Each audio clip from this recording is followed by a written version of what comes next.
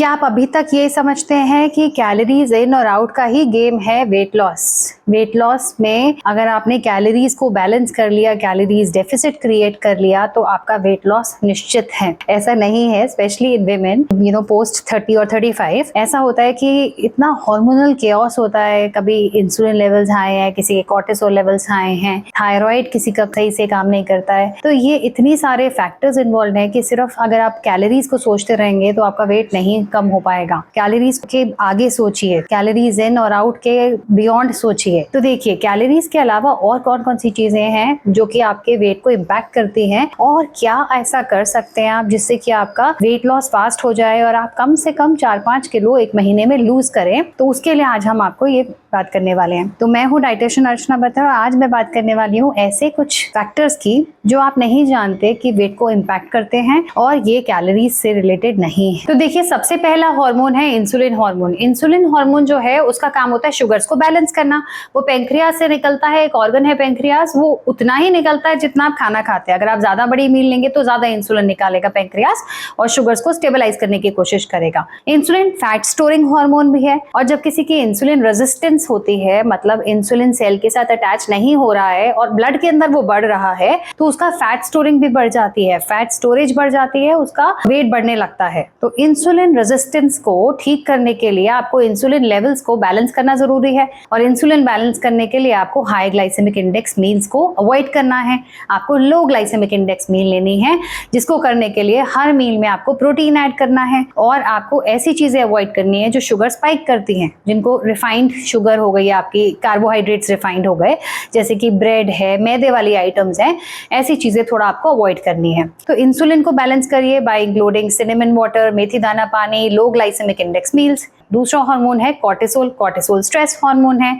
हम सब जानते हैं stress hormone by causes belly fat. अगर ये किसी का ज्यादा है स्ट्रेस हार्मोन तो बेली फैट कॉज करता है। तो स्ट्रेस हार्मोन, जैसे नेम सजेस्ट करता है, स्ट्रेस से ही ऑफ कोर्स इसका रिलेशन है। तो अगर आप डीप ब्रीदिंग एक्सरसाइजेस करेंगे, मैग्नीशियम रिच फूड्स खाएंगे, तो आपका कॉर्टिसोल बैलेंस होगा और आपको वेट लॉस करने में मदद मिलेगी। इसके बाद तीसरा हार्मोन जो है वो है थायराइड हार्मोन। थायराइड हार्मोन तो सबसे इंपॉर्टेंट रोल प्ले करता है वेट के लिए। इसीलिए तो हाइपोथायरॉयडिज्म, जब आपका थायराइड ढंग से फंक्शन नहीं कर रहा होता तो वेट बढ़ने लगता है, और हाइपरथायरॉयडिज्म, जब थायराइड ओवर एक्टिव है तो क्या होता है कि आपका वेट बढ़ता नहीं है। तो thyroid is for metabolism. Thyroid hormone को ठीक रखना बहुत जरूरी है अगर आप वेट कम करने की बात करें तो। अब किसी को हाइपोथायरॉयडिज्म है और वो मेडिसिन ले रहा है तो वो नॉर्मल है। अगर उसका थायराइड कंट्रोल्ड है तो आइडियली उसका वेट कम होना चाहिए, ही और she is a normal individual. लेकिन कई केसेस में क्या होता है, एक चीज होती है सब क्लिनिकल हाइपोथायरॉयडिज्म, मतलब आपका थायराइड जो है वो अभी फंक्शन कम कर रहा है, लेकिन इतना कम नहीं कर रहा कि डॉक्टर्स उस पे आपको मेडिसिन देना शुरू करें। तो इस केसेस में क्या होता है कि आपको वेट भी कंट्रोल करके रखना है और आपको थायराइड की मेडिसिन भी नहीं खा रहे हैं। तो इस केस में आपको कुछ चीजों का ज्यादा ध्यान रखना है, जैसे कि सिलेनियम वाली चीजें, जो कि थायराइड की फंक्शनिंग के लिए सिलेनियम बहुत इंपॉर्टेंट मिनरल है, ट्रेस मिनरल है, हर जगह नहीं मिलता है। तो ब्राजील नट्स एक बहुत अच्छा सोर्स है, आप एक ब्राजील नट रोज खाइए। इसके अलावा मैग्नीशियम बहुत जरूरी है थायराइड फंक्शन के लिए, तो पंपकिन सीड जरूर खाइए रोज 1 टेबल स्पून। उसके अलावा आपको आयरन, अगर किसी को आयरन डेफिशिएंसी है तो भी उसको थायराइड प्रॉब्लम्स हो सकती है। आयरन का ध्यान रखिए, आयरन रिच चीजें जरूर खाइए डाइट में। इसके अलावा आपको प्रोटीन का ध्यान रखना है, क्योंकि ये जो थायराइड के लिए आपको एक अमीनो एसिड एल टायरोसिन की भी जरूरत है, जो कि प्रोटीन का बिल्डिंग ब्लॉक है। तो प्रोटीन अगर आप अच्छा लेंगे तो थायराइड फंक्शन आपका अच्छा रहेगा। इसके अलावा थायराइड फंक्शन के लिए विटामिन डी बहुत इंपॉर्टेंट है। विटामिन डी जो है वो अगर आपका कम है तो आधी से ज्यादा पॉपुलेशन को थायराइड इश्यूज इसलिए होते हैं कि वो आयोडीन, एक तो वो पिंक सॉल्ट यूज कर रहे हैं, वो नॉर्मल आयोडाइज्ड नमक नहीं यूज करते हैं। दूसरा रीजन ये है कि वो जो है विटामिन डी डेफिशिएंट है। तो बहुत पॉपुलेशन ऐसी है जो विटामिन डी की वजह से थायराइड इशू से जूझ रही है।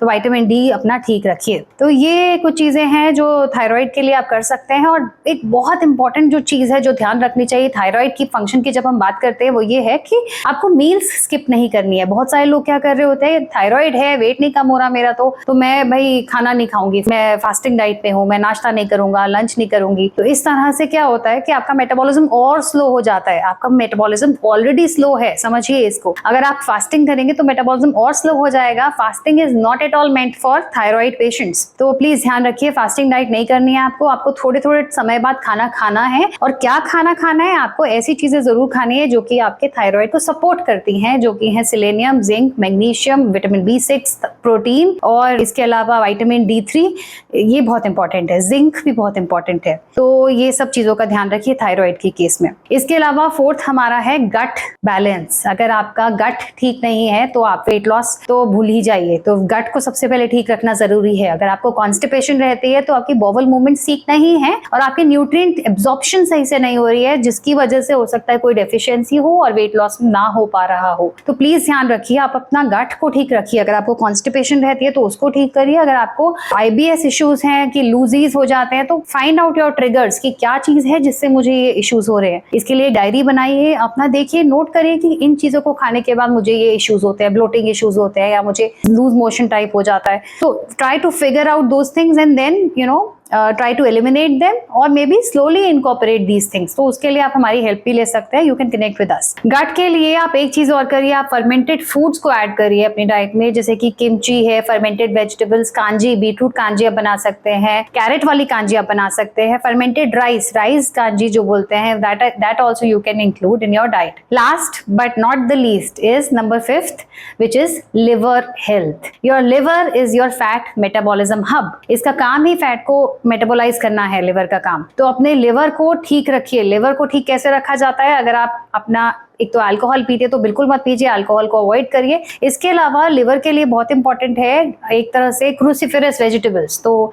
जो ब्रोकली, कैबेज, गोभी, ये वाली चीजें जो हो गई ना आपकी, ये क्रूसिफेरस फैमिली होती है और ये लिवर डिटॉक्स के लिए बहुत अच्छी मानी जाती है। तो ऐसी चीजों को डाइट में जरूर इंक्लूड करिए। इसके अलावा अपना डाइट लो फैट रखिए, बहुत ज्यादा फैट मत लीजिए डाइट में, तभी आपका लिवर ढंग से काम कर पाएगा। तो इन चीजों का ध्यान रखिए। और इसके अलावा कोशिश करिए कि पूरा दिन थोड़ा सा चलते टहलते रहिए, नीट बढ़ाइए अपना। तो इन 5 बातों का अगर आप ध्यान रखेंगे डाइट में तो इससे आपको डेफिनेटली वेट लॉस में हेल्प मिलेगी, अगर आपका वेट स्टक है तो। क्योंकि बहुत सारे लोग आके हमसे कहते हैं कि मैम मेरा तो वेट स्टक है, मैं कैलोरीज भी कुछ नहीं ले रहा हूँ, मैं कुछ खा भी नहीं रही हूँ पूरे दिन में भर में, पर मेरा वेट ही नहीं कम हो रहा। तो उस केसेस में ये वीडियो आपको जरूर सुननी चाहिए। Do share this video with दोस्त जो ऐसा फील करते हैं कि वो स्टक है, उनका वेट नहीं कम हो रहा in spite of doing everything. Tell them that they need to take care of all these things. Number 1 insulin, number 2 cortisol, number 3 thyroid, number 4 liver health and number 5 gut health. अगर ये 5 चीजें आपकी ठीक है तो फिर you are healthy, you are the healthiest version of yourself then. So please do take care of yourself and do not forget to subscribe us for more such videos.